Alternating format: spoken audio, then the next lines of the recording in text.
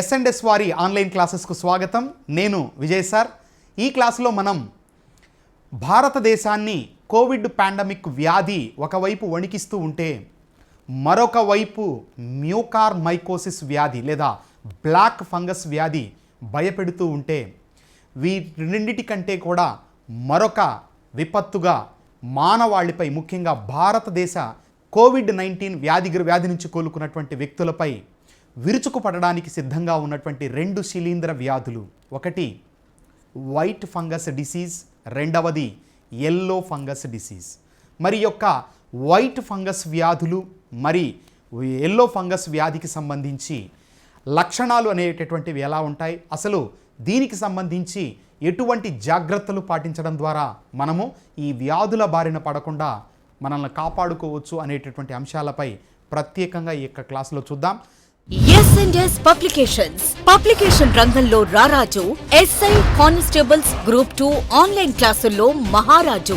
ఎస్&ఎస్ publications SI constables అయినా group 2 అయినా 90% మంది విశ్వసించేది ఎస్&ఎస్ పబ్లికేషన్స్. ఇప్పుడు ఎస్ఐ కానిస్టేబుల్స్ గ్రూప్ 2 ఆన్లైన్ క్లాసుల్లో ప్రభంజనం సృష్టిస్తూ స్టేట్ నెంబర్ 1 గా రాణిస్తున్న మన ఎస్&ఎస్ యాప్ లో క్వాలిటీ వీడియోస్ కు, నమ్మకమైన బుక్స్ కు మారుపేరు ఎస్&ఎస్ పబ్లికేషన్స్. ఫోన్ నంబర్స్ 7377222999 మరియు 9097588999.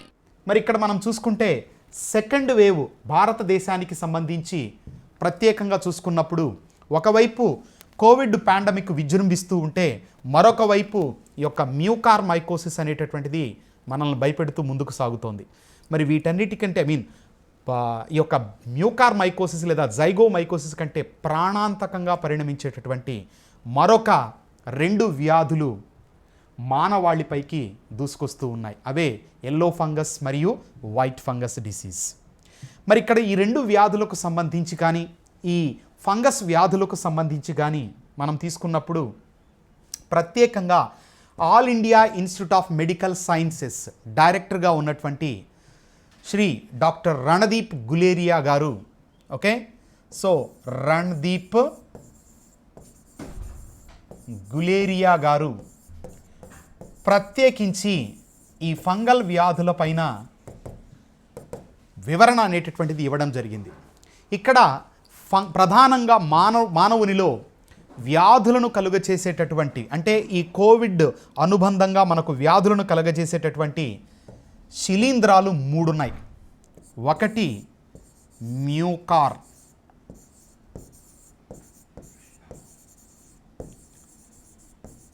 రెండు క్యాండిడా,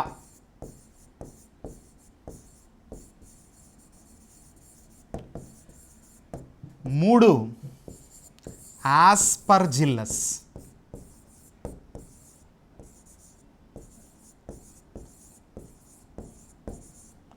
సో ఈ యొక్క ఆస్పర్జిల్లస్, క్యాండిడా అనేటటువంటి ఈ 3 రకాలైనటువంటి శిలీంధ్రాలు ప్రధానంగా ప్రస్తుతం మానవునిలో వ్యాధులను కలుగచేస్తున్నాయి. మరి ఈ మ్యూకార్ పరిస్థితి చూసుకున్నప్పుడు ఇది బ్లాక్ ఫంగస్ వ్యాధిని కలుగచేస్తుందని, తర్వాత దీని ద్వారా వచ్చేటటువంటి లక్షణాలు ఎలా ఉంటాయి ఇవన్నీ కూడా ఆల్రెడీ నేను వీడియో చేయడం జరిగింది. దానికి సంబంధించి మీకు డిస్క్రిప్షన్లో దానికి సంబంధించినటువంటి లింక్ కూడా అవైలబిలిటీలో ఉంటుంది. మరి ఇక్కడ ఈ రెండు వ్యాధులు మనం చూసుకున్నప్పుడు అంటే రెండు శిలీంధ్రాలకు సంబంధించి చూసుకున్నప్పుడు, రెండు వ్యాధులు కాదంటే రెండు శిలీంధ్రాలు, ఒకటి క్యాండిడా, రెండు ఆస్పర్జిల్లస్.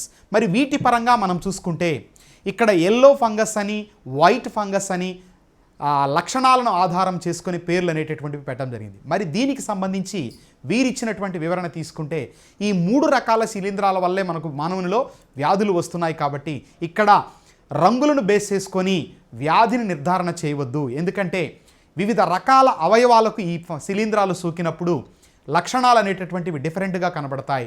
సో దాని ఆధారం చేసుకొని మాత్రమే మనము వ్యాధిని నిర్ధారణ చేసుకోవాలి, కానీ రంగులను బేస్ చేసుకొని మీరు చెప్పొద్దు అనేటటువంటి అంశాన్ని ప్రత్యేకించి వీరు తెలియచేయడం జరిగింది. మరి దీని పరంగా మనం చూసుకున్నప్పుడు ఈ 2 రకాలైనటువంటి శిలీంధ్రాలు, అంటే ఒకటి క్యాండిడా మరియు ఆస్పర్జిల్లస్, ఈ 2 రకాల పరంగా వచ్చేటటువంటి వ్యాధులే ఈ యొక్క వైట్ ఫంగస్ డిసీజ్ మరియు ఎల్లో ఫంగస్ డిసీజ్. మొట్టమొదటిగా ఈ వైట్ ఫంగస్కు సంబంధించి మనం చూసుకుంటే వైట్ ఫంగస్ డిసీజ్ అనేటటువంటిది ప్రత్యేకించి బీహార్ రాజధాని అయినటువంటి పాట్నాలో, ఓకే, బీహార్ రాజధాని అయినటువంటి పాట్నాలో దీనికి సంబంధించి కొత్తగా 4 కేసులు నమోదు కావడం అనేటటువంటిది జరిగింది. మరి రీసెంట్గా అంటే వైట్ ఫంగస్ అవుట్ బ్రేక్ అయిన తర్వాత వెంటనే ఉత్తరప్రదేశ్లోని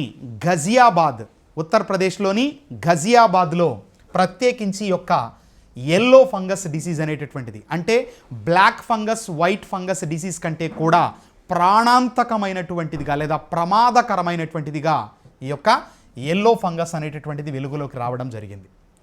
మరి ఇక్కడ మనం చూసుకున్నప్పుడు ఈ 2 వ్యాధులకు సంబంధించి, ఓకేనా, ఎవరు వీటికి అంటే దీనికి సంబంధించిన వ్యాధికారక జీవులు ఏంటి అనేటటువంటిది ప్రత్యేకంగా చూసుకున్నప్పుడు ఇక్కడ మీకు ఆల్రెడీ చెప్పినట్టు క్యాండిడా అనేటటువంటి శిలీంధ్రము కానీ ఆస్పర్జిల్లస్ అనేటటువంటి శిలీంధ్రము కానీ ఇవి గాలిలోను నీటిలోను వివిధ రకాల ఆహార పదార్థాలపైన మానవుని యొక్క విసర్జక పదార్థాలపైన కూడా ఆవాసం చేయగలిగినటువంటి పూతికాహార జీవులు, అంటే కుళ్ళిపోయినటువంటి చనిపోయినటువంటి జీవులపై ఆహారాన్ని సేకరిస్తూ జీవనాన్ని సాగించేటటువంటివి, వీటినే మనము recyclers of the earth. Okay, మరి అలాంటి ఈ శిలీంధ్రాలు నిర్జీవ కణాలపైన నిర్జీవ భాగాలపైన జీవనం సాగించేవి మానవ శరీరాన్ని అటాక్ చేసి దానిని నిర్జీవంగా మారుస్తూ వ్యాధులను కలుగచేస్తూ ఉన్నాయి. మరి ఇక్కడ ఈ 2 వ్యాధులకు సంబంధించి ఎవరు అంటే ఏ వ్యక్తులలో లేదా ఎటువంటి వ్యక్తులలో ఈ వ్యాధులు రావడానికి అవకాశం ఉంది, who are the high risk groups. మనం ఇక్కడ హై రిస్క్ గ్రూప్స్ పరంగా చూసుకున్నప్పుడు as per the centre for disease control and prevention CDC, భారతదేశంలో ఉన్నటువంటి యొక్క సెంటర్ ఫర్ డిసీజ్ కంట్రోల్ వారి యొక్క సూచనలను అనుసరించి మనం చూసుకున్నప్పుడు ఈ 2 వ్యాధులకు సంబంధించి హై రిస్క్ గ్రూప్ ఎవరు అంటే నంబర్ 1 ప్రత్యేకంగా ఇక్కడ మనం చెప్పుకున్నప్పుడు ఎవరైతే కోవిడ్-19 వ్యాధి నుంచి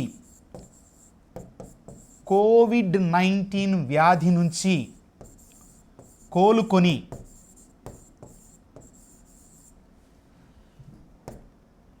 వ్యాధి నిరోధక వ్యవస్థ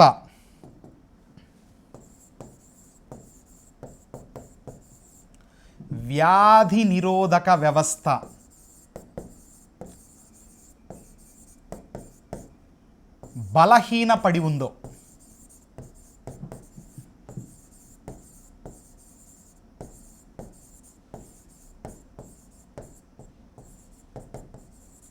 సో ఈ వ్యాధి నిరోధక వ్యవస్థ బలహీనపడి ఉన్నదో వారిలో ఈ ఫంగల్ వ్యాధులు రావడానికి అవకాశం అనేటటువంటిది ఎక్కువగా ఉంది. తర్వాత దీనిని మనము ప్రత్యేకించి ఇక్కడ మనము జాగ్రత్తగా గమనించుకోవాల్సినటువంటి పాయింట్ ఏంటంటే ఎక్కువ యాంటీబయాటిక్స్ ఏంటండి ఈ యొక్క యాంటీబయాటిక్స్ అంటే అర్థము. సో తర్వాత ఈ జింకోవిట్ లాంటి బి కాంప్లెక్స్ టాబ్లెట్స్ వాడుతున్నటువంటి వ్యక్తులలో, అలాగే దీర్ఘకాలికంగా ICUలో గడిపినటువంటి వ్యక్తులలో. ఓకే, సో ఇక్కడ మనం చూసుకున్నప్పుడు దీర్ఘకాలికంగా ఈ యొక్క యాంటీబయాటిక్స్ కానీ జింకోవిట్ లాంటి టాబ్లెట్స్ ఎక్కువగా ఉపయోగిస్తున్నటువంటి వ్యక్తులు కానీ ఎక్కువ కాలం దీర్ఘకాలం పాటు ICUలో ఇంటెన్సివ్ కేర్ యూనిట్లో ప్రత్యేకంగా ట్రీట్మెంట్ పొందినటువంటి వ్యక్తులలో కానీ ప్రధానంగా తర్వాత అన్కంట్రోల్డ్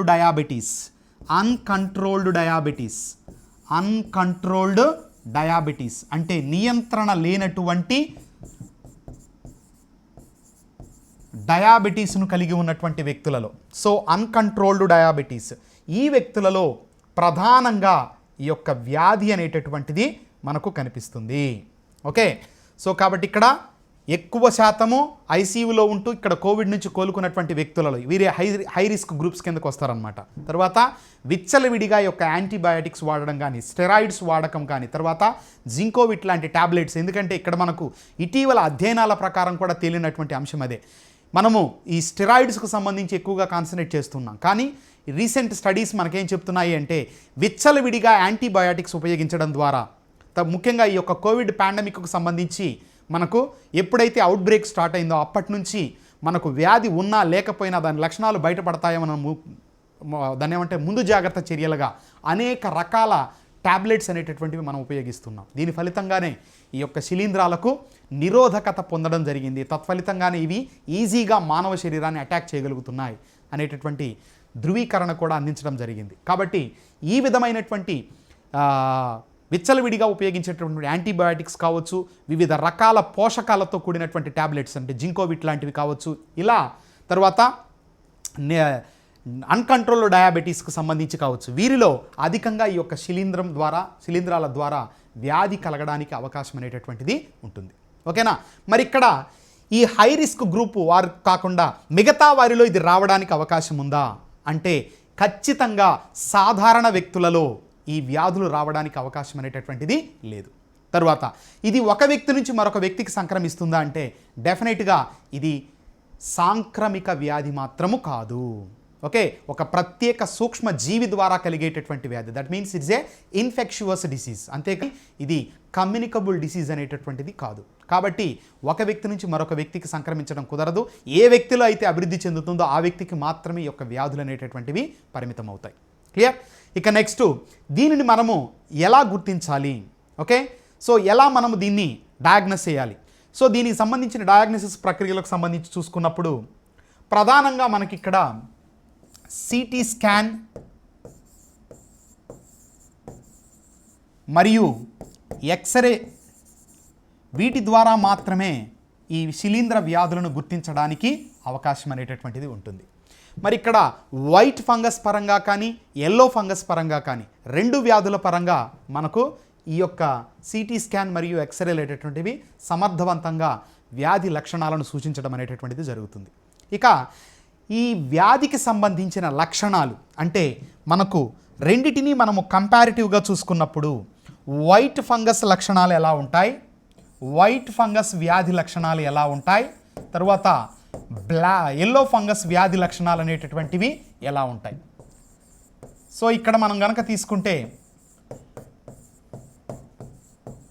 తర్వాత ఈ రెండింటిలో ఏది ప్రమాదకరం అనేటటువంటిది కూడా మీకు ఇక్కడ క్లియర్గా అర్థమవుతుంది. వైట్ ఫంగస్ తీసుకుంటే వైట్ ఫంగస్ అనేటటువంటిది శరీరంలో ఏ భాగానికైనా సోకుతుంది. ఓకే, అంటే గోర్లు కావచ్చు, చర్మము కావచ్చు, ఊపిరితిత్తులు కావచ్చు, లంగ్స్,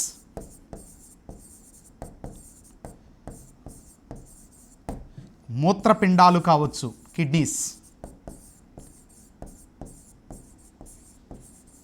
ఓకేనా? ఇలా శరీరము యొక్క బాహ్య మరియు అంతర్గత భాగాలలో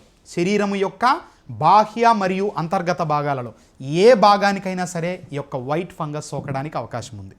మరి ఇక్కడ నిర్దిష్టంగా ఈ యొక్క ఎల్లో ఫంగస్ తీసుకున్నప్పుడు ఇది కేవలం అంతరాంగ అవయవాలకు మాత్రమే కలుగుతుంది. ఓకే, అంతరాంగ అవయవాలు అంటే ఇంటర్నల్ ఆర్గాన్స్కు మాత్రమే సంక్రమిస్తుంది. ఓకేనా?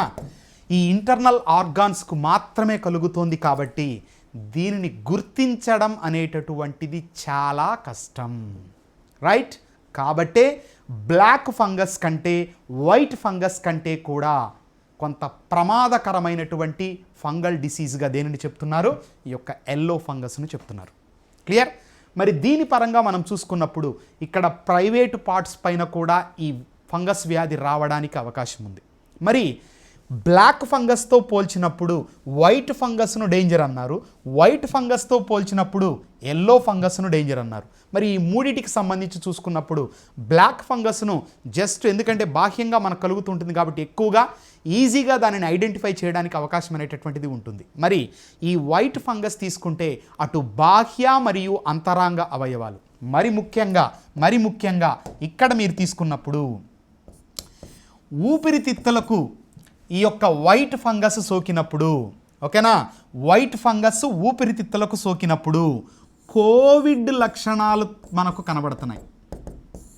సో ఇది మనము ఎక్కువగా గుర్తుంచుకోవాల్సినటువంటి పాయింట్స్ ఏంటంటే, ఇది ఊపిరితిత్తులకు సోకినప్పుడు ఈ వైట్ ఫంగస్ అనేటటువంటిది లక్షణాలు దేనిని పోలి ఉంటున్నాయా అంటే ఈ యొక్క కోవిడ్ లక్షణాలను పోలి ఉంటున్నాయి. అంటే మనం అక్కడ పొరపాటు పడి కోవిడ్కు సంబంధించినటువంటి ట్రీట్మెంట్లోకి వెళ్ళే ప్రమాదం ఉంది, లేదా కోవిడ్కు సంబంధించినటువంటి పరీక్షలు నిర్వహించుకునేటటువంటి పరిస్థితి రావచ్చు. మరి అటువంటి వ్యక్తులలో కోవిడ్ టెస్ట్ చేసినప్పుడు అది నెగటివ్ రిపోర్ట్ని ఇస్తోంది, కానీ ఇన్ఫెక్షన్ మాత్రం లోపల తీవ్రతరం అవుతోంది. కాబట్టే బ్లాక్ ఫంగస్ కంటే కొంత ప్రమాదకరమైనటువంటిదిగా ఈ యొక్క వైట్ ఫంగస్ను గుర్తించడం జరిగింది. అంటే లక్షణాలు కోవిడ్ను పోలి ఉంటూ మనల్ని మిస్లీడ్ చేసేటటువంటి పరిస్థితి, ప్రత్యేకించి అంటే మనల్ని తప్పుదోవలో ట్రీట్మెంట్ తీసుకునేటటువంటి పరిస్థితికి ఈ వైట్ ఫంగస్ కలిగిస్తుంది. మరి దీనికంటే అది ప్రమాదం అని ఎందుకు అంటున్నారు అంటే అది ఇంటర్నల్ ఆర్గాన్స్కు సోకుతోంది. కాబట్టి నిర్దిష్టంగా మనము గుర్తించలేనటువంటి పరిస్థితి, ముఖ్యంగా ప్రాథమిక దశలోనే. ఓకేనా, ఇటీవల అధ్యయనాల ప్రకారం కూడా తెలిసేటటువంటి అంశం అదే. ఈ వ్యాధులన్నింటినీ కూడా అంటే మ్యూకార్మైకోసిస్ కావచ్చు, లేదా వైట్ ఫంగస్ డిసీజ్ కావచ్చు, లేదా ఎల్లో ఫంగస్ డిసీజ్ కావచ్చు, ప్రత్యేకించి ఎర్లీ స్టేజెస్లో ప్రాథమిక దశలో వీటిని గుర్తించినప్పుడు మాత్రమే మనము వీటి నుంచి పూర్తిగా కోలుకోవడానికి అవకాశం అనేటటువంటిది, లేదా వీటిని నయం చేసుకోవడానికి అవకాశం అనేటటువంటిది ఉంటుందంటున్నారు. మరి ఇక్కడ అంతరంగ అవయవాలకు సోకుతం వల్ల లక్షణాలు అనేటటువంటివి మనం త్వరగా గుర్తించలేనటువంటి పరిస్థితి ప్రత్యేకించి మనకు తలెత్తుతుంది. కాబట్టి బ్లాక్ ఫంగస్ కంటే వైట్ ఫంగస్ కొంత సివియారిటీ ఉంటే, దీనికన్నా కూడా ఇంకొంత సివియారిటీ అనేటటువంటిది మనకు ఈ యొక్క ఎల్లో ఫంగస్ వ్యాధిలో కనిపిస్తుంది. మరి ఇక్కడ వైట్ ఫంగస్లో ఈ ఊపిరితిత్తులతో కోవిడ్ లక్షణాలతో పాటు ఒక్కొక్కసారి అంటే దీని యొక్క తీవ్రత పెరిగినప్పుడు ఆక్సిజన్ కాన్సన్ట్రేషన్ లెవెల్స్ కూడా ఏమవుతున్నాయి, డ్రాప్ అవ్వడం అనేటటువంటిది కూడా ఈ బీహార్లో కనబడినటువంటి పేషెంట్స్లో ప్రత్యేకించి గుర్తించడం జరిగింది. మరి దీని ప్రకారం చూసుకున్నప్పుడు ఖచ్చితంగా ఇది మ్యూకార్మైకోసిస్తో పోల్చినప్పుడు కొంత ప్రమాదకరమైనటువంటిదిగా డాక్టర్స్ ఇక్కడ భావించడం అనేటటువంటిది జరుగుతుంది. ఓకే, ఇక్కడ ఎల్లో ఫంగస్కు సంబంధించి మనం చూసుకున్నప్పుడు ఏ లక్షణాలు ఈ యొక్క వైట్ ఫంగస్తో పోల్చినప్పుడు డిఫరెంట్గా మనకు అక్కడ కనిపిస్తాయి అనేటటువంటి చూసుకుంటే, ప్రత్యేకంగా ఇక్కడ ఎల్లో ఫంగస్లో నిర్దిష్టంగా కనిపించేటటువంటి లక్షణాలు తీసుకుంటే ప్రధానమైనటువంటి లక్షణము సంకెన్ ఐస్ అంటారు. ఏంటండి ఈ యొక్క సంకెన్ ఐస్ అంటే కనుగుంటలలోకి వెళ్ళిన కళ్ళు.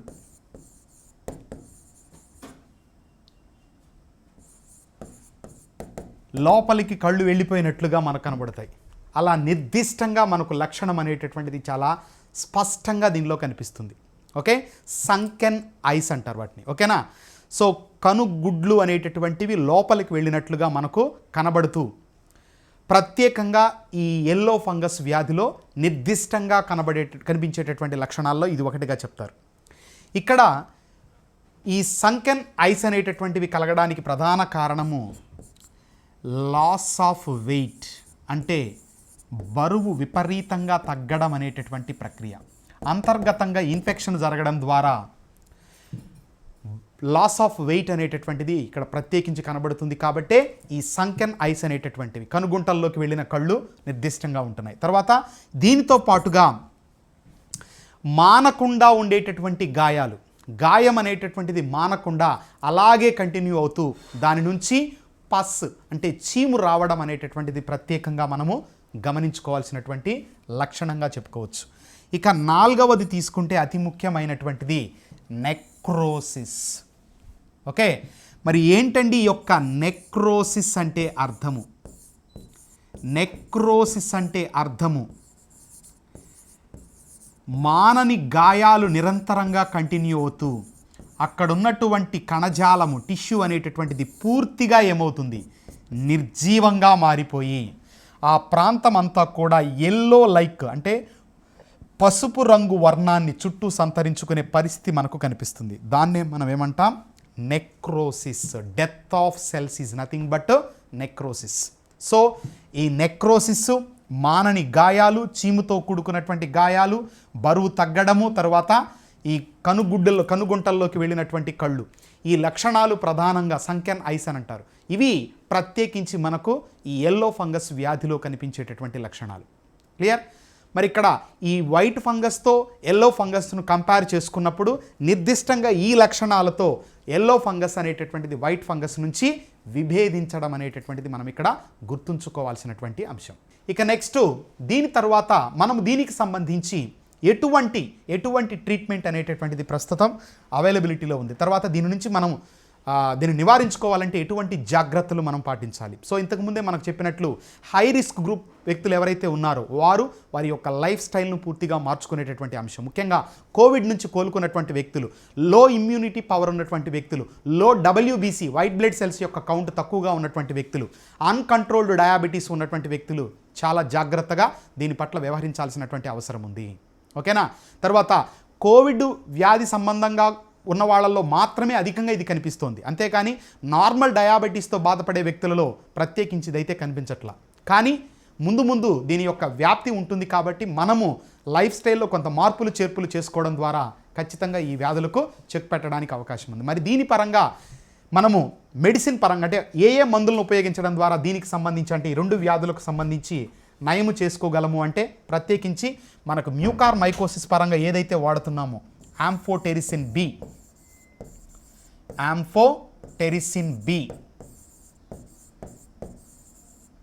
సో ఈ యొక్క యాంఫోటెరిసిన్ బి అనేటటువంటి యాంటీ ఫంగల్ డ్రగ్ను ప్రత్యేకించి ఈ యొక్క white fungus as well as yellow fungus వ్యాధులు రెండింటికి కూడా ఉపయోగించదగినటువంటివి. దీంతోపాటు ఇసావోకొనజోల్ అనేటటువంటి మరొక యాంటీ ఫంగల్ డ్రగ్ను కూడా ఉపయోగించవచ్చు. అయితే యాంఫోటెరిసిన్ అనేటటువంటిది చాలా సమర్థవంతంగా పనిచేస్తుంది. మరి ప్రస్తుతం భారతదేశంలో ఈ యొక్క మ్యూకార్ మైకోసిస్ కేసెస్ పెరుగుతూ ఉన్నాయి. తర్వాత రాబోయే రోజుల్లో మరిన్ని ఈ యొక్క వైట్ ఫంగస్ లేదా ఎల్లో ఫంగస్ కేసెస్ బయటపడడానికి అవకాశం ఉన్నటువంటి ప్రస్తుత తరుణంలో ఖచ్చితంగా ఈ యాంఫోటెరిసిన్కి సంబంధించినటువంటి బ్లాక్ మార్కెటింగ్ కొనసాగుతూ ఉన్నటువంటిది కేంద్ర ప్రభుత్వం గుర్తించింది.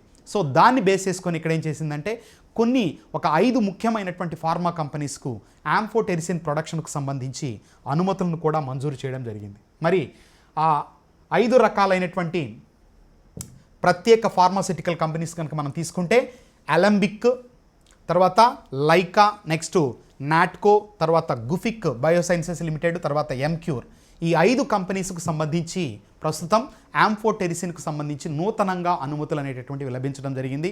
ఆల్రెడీ మీకు గత వీడియోలో కూడా చెప్పున్నాను, మొట్టమొదటిగా ఈ యొక్క యాంఫోటెరిసిన్కి సంబంధించి అనుమతి పొందినటువంటిది ఈ యొక్క సంస్థే మనకు ఉండేటటువంటి Bharat serums and vaccines limited. మరి ఆల్రెడీ ఈ భారత్ సీరం వ్యాక్సిన్స్ లిమిటెడ్తో పాటుగా అంటే ఈ 5 కంపెనీలు ఇప్పుడు నూతనంగా అనుమతులు పొందాయి.